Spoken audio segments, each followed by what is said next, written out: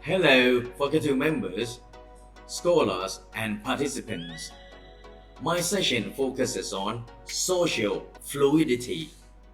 You might not have heard this term very often, or you might even haven't heard this term before, but you should understand social fluidity because it is the next marketing strategy in the 21st century. To understand social fluidity, I think we need to go back to the social media growth in the last 10 years. Social network platforms almost triple their total user base from 970 millions in 2010 to the number passing 4.48 billion users in July 2021 this year.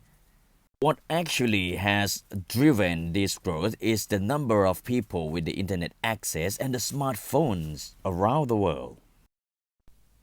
So at the moment, the whole world, there are 4.48 billion people who currently use social media worldwide. And this means one person might have more than one account. So that means about 7.87 billion people in the world use all the social media. Like someone like me, I might use Facebook, Instagram, YouTube, TikTok, Clubhouse. And the top social media platforms used around the world are Facebook, YouTube, Line, Facebook Messenger, Instagram, Twitter, TikTok, Pinterest, LinkedIn, WeChat, and Twitch. And this means half of the world population are very active on social media platforms right now. And by average, most people have up to 8 accounts per person. If we look at largest countries in the world, India has an average of 11.4 accounts per person, USA 7.1 accounts, UK 6.9 accounts, Canada 6.8 accounts, and Japan 3.8 accounts per person. So having looked at all the statistics and figures, why we need to know all of that? I think we need to revisit the branding equation. Brand's position refers to the way that customers and prospects perceive it relative to the other brands in the same category. Usually, the marketers or the marketing department in the company or the marketing agency usually come up with some brand map, some brand roadmap, or some brand framework. Sometimes they call it brand identity worksheet or brand equity, and they use this as a guideline for designing all the marketing activities in relation to branding. Companies may very often try to achieve the same brand position in the minds of consumers globally.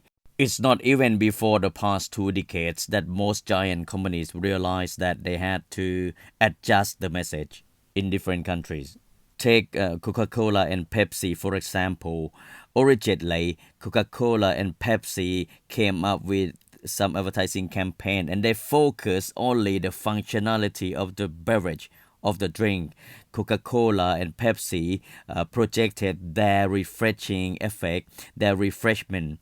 They were selling Coca-Cola and Pepsi as a refreshment drinks. And they do this across the board. They projected the campaign telling story that a Coca-Cola and Pepsi are drinks for everyone, for every ethnic minorities and nationalities. Especially Pepsi launched the campaign The Taste of New Generation. Until during the 1990s, marketers and consumers questioned back to Pepsi when Pepsi referred to the taste or the choice of the next generation. What does it mean by next generation? This raised a red flag to the marketing agency of Pepsi. How come when Pepsi said, this is the choice of the next generation, this is the taste of the next generation, of the new generation, how come it doesn't make sense to some countries, to some consumers in some parts of the world?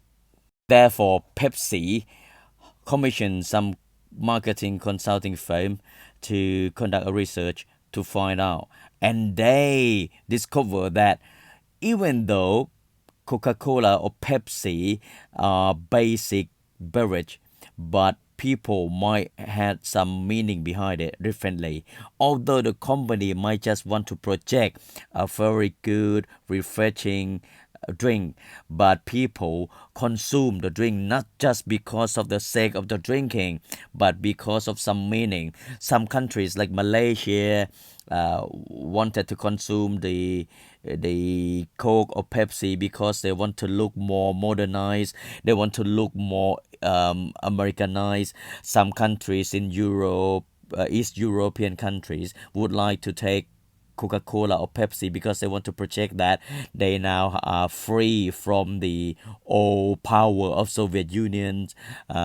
Some countries in Asia might like to show their modern image, young teenagers of the world, for example. As a result, Pepsi did readjust the campaign from taste or choice of the next generation to the choice of every generation. This has made a big remark to the marketing schools of thought that when you try to use the global standard positioning to send out around the world, it might not work all the time because you need to customize, you need to adjust the effects of your branding. It doesn't mean that you design some message and try to use that as standard and then try to use it in the campaign, in TV commercials, in the radio spots around the world, and then people might just follow or believe in it. There is what we call dissonance or noise. There is some deviation in understanding. There is some distortion in understanding in the fundamental of the consumer's mind.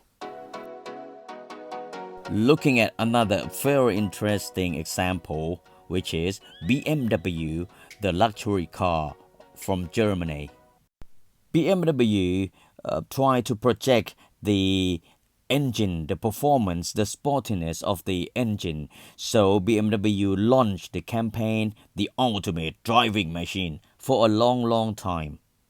So if you look at the TV commercials or print advertisements of BMW, you look at the car, you will not see any humans in the car. You don't even see the owners. You don't even see anybody driving the car because BMW wanted to say that BMW is the ultimate driving machine or the ultimate car, the ultimate engine. So the car has its own life. You're not controlling the car. You are just sit on the back of the car and enjoy the experience, the performance experience. So you hardly see human touch in the ads, in the advertisement, in the TV commercial at all. Originally, Mercedes-Benz also used the same strategy, trying to project that Mercedes-Benz has the best engine in the world. Until during the 80s and 90s, Mercedes-Benz realized that the highest sales or the highest market share of Mercedes-Benz fall into Asia. And they conducted the research and they found out that most people in Asia try to use, the Asian consumer own Mercedes-Benz because of its prestige image, because of its rich people image, because of its dignity, successful image. Therefore, Mercedes-Benz stopped trying to project and talk about the engine like BMW did. Mercedes-Benz tried to focus on the group of people who use it. Mercedes-Benz is really for the need of successful people, for the need of high-class people. Especially Mercedes-Benz refer to the term class, S-class, E-class, which are the models of the car. So they try to encourage people to dream of owning Mercedes-Benz. If you become successful, you need to own Mercedes-Benz.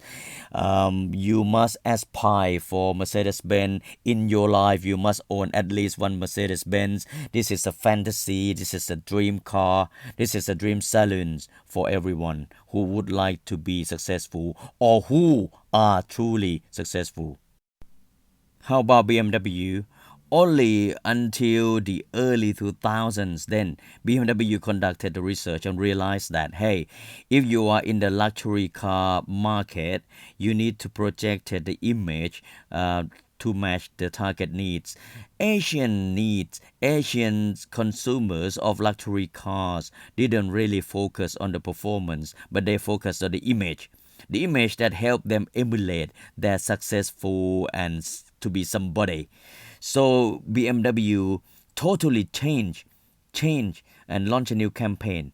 While BMW still keeping the campaign The Ultimate Driving Machine, BMW suddenly launched Joy is BMW. Now, remember, we didn't see any humans or living things in the car at all. But now, BMW just want to follow Mercedes-Benz and want to converge to satisfy different groups of people.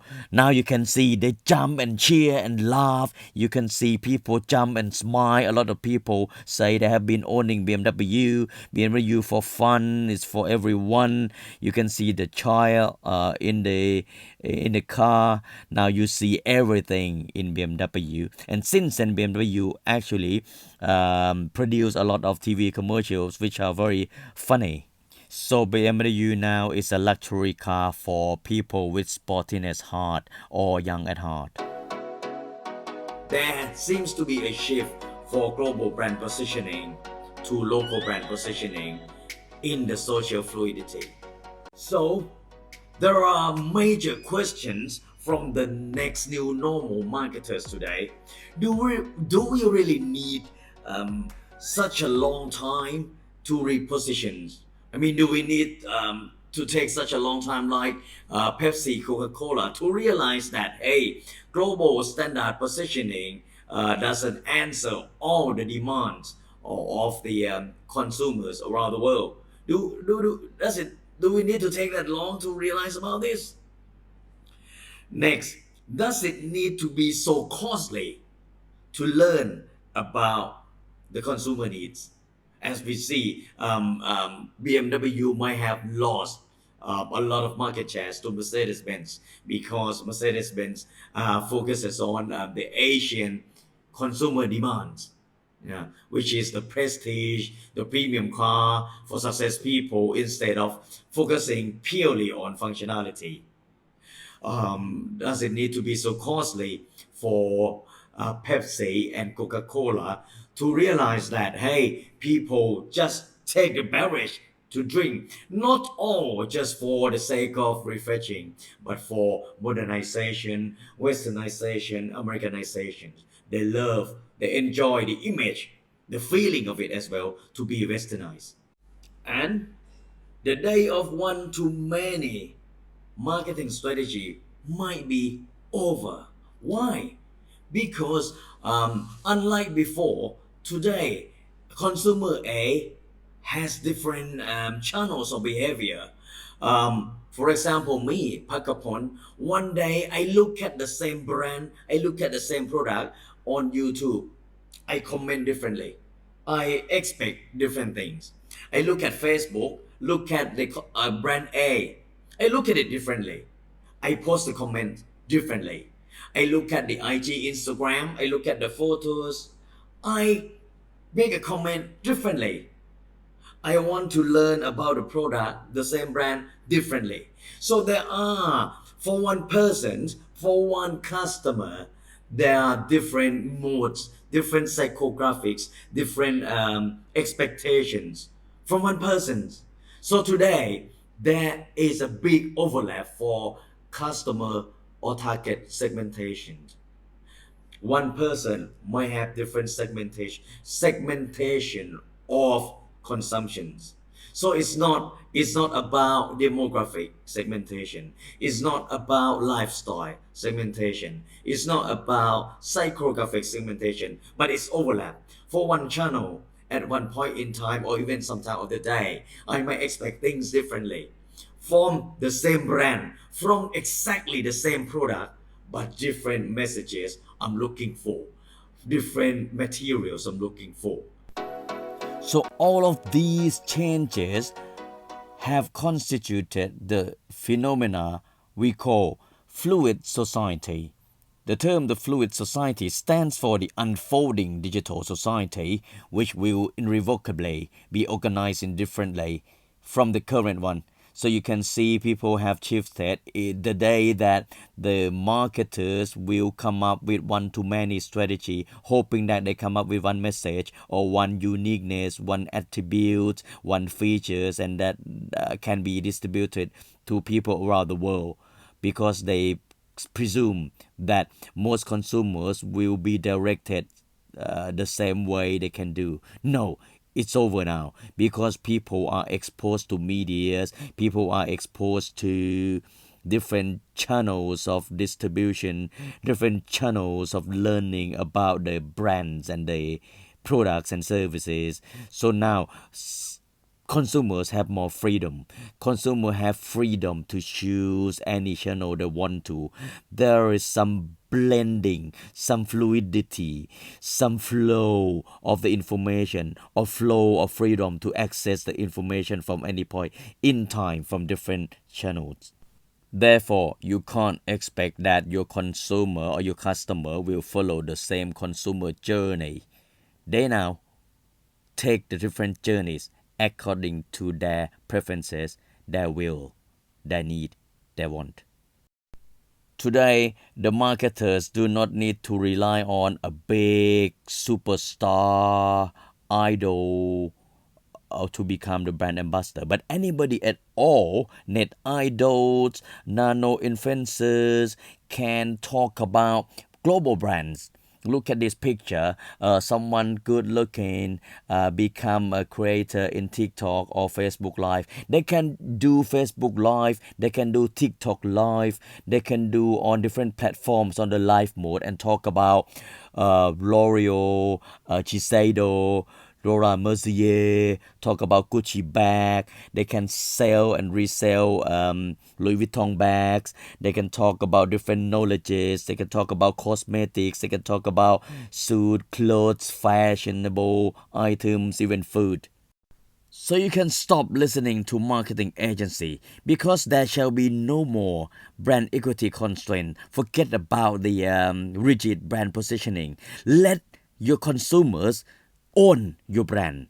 Let your consumers become your brands. Today, the populations on the internet always call them netizens.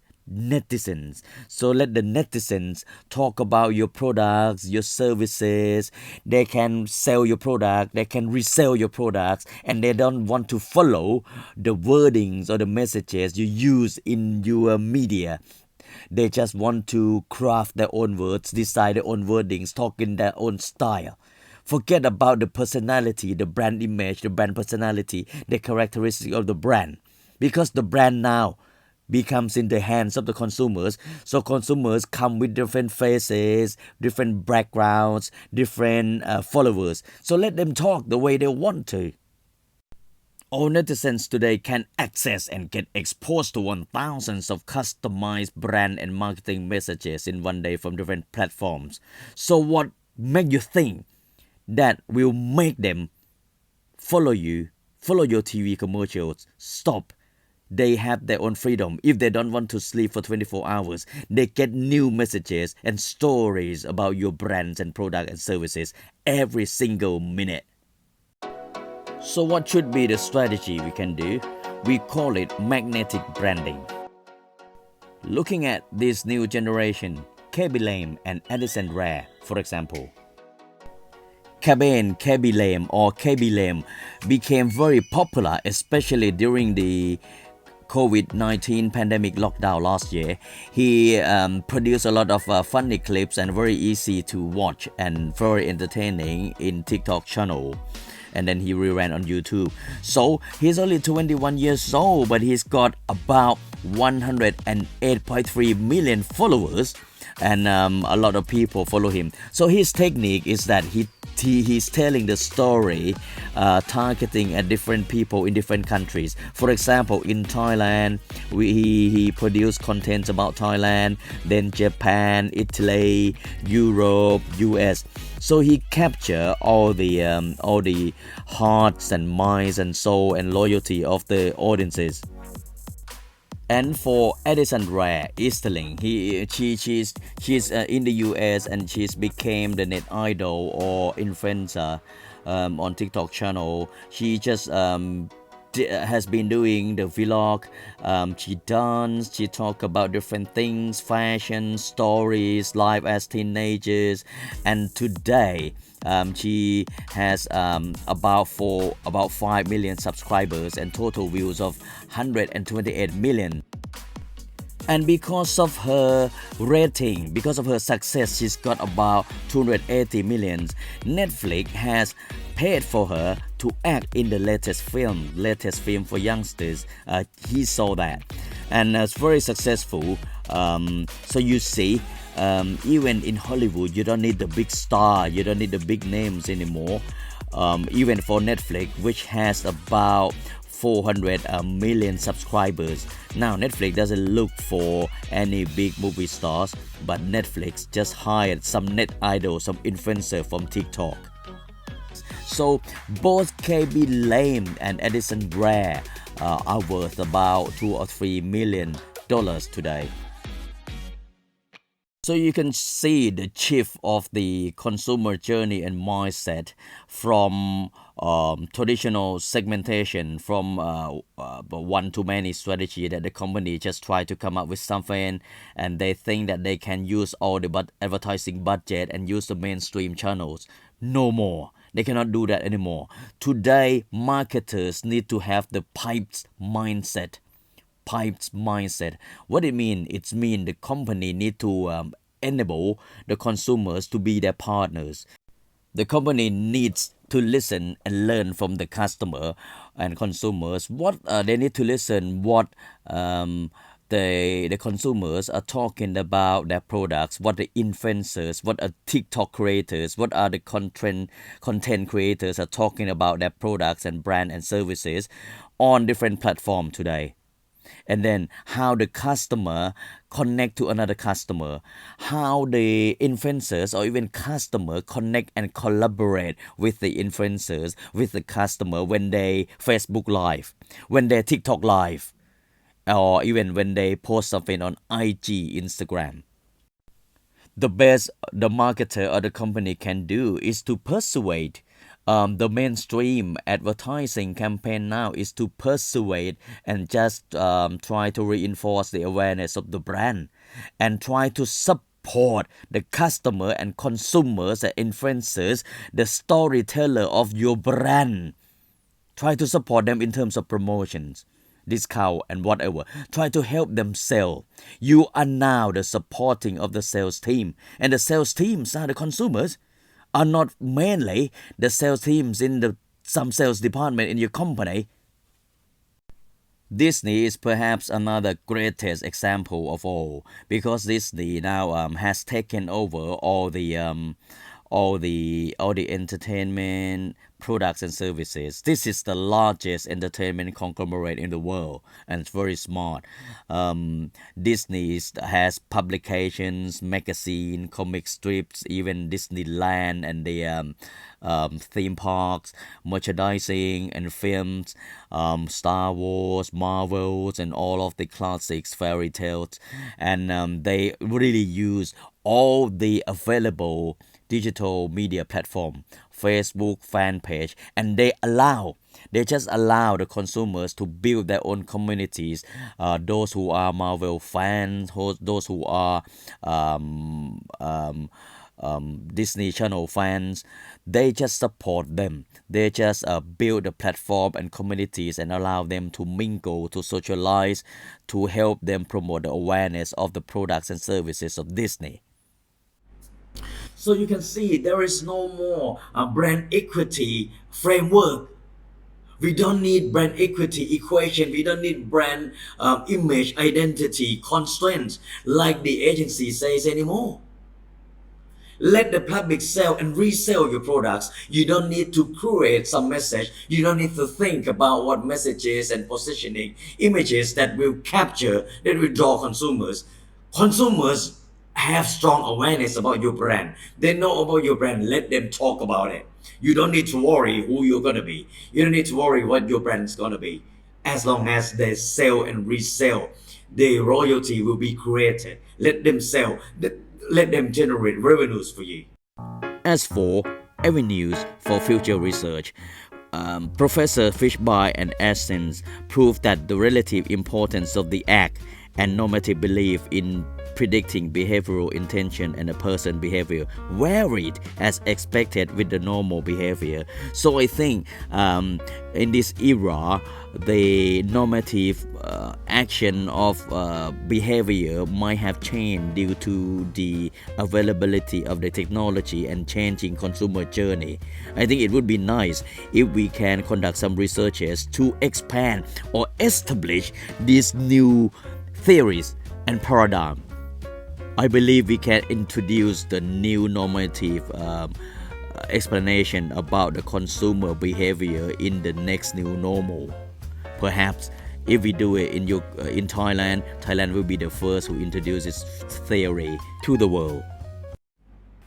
So my takeaway for you is we should conduct some research on the new normal of consumer behaviors in this era, because there are overlaps, there are a lot of frictions and segmentation of the consumers when they make their consumer journey. So I think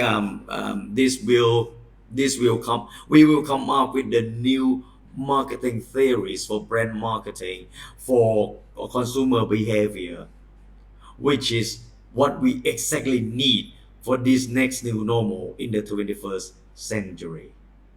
Thank you.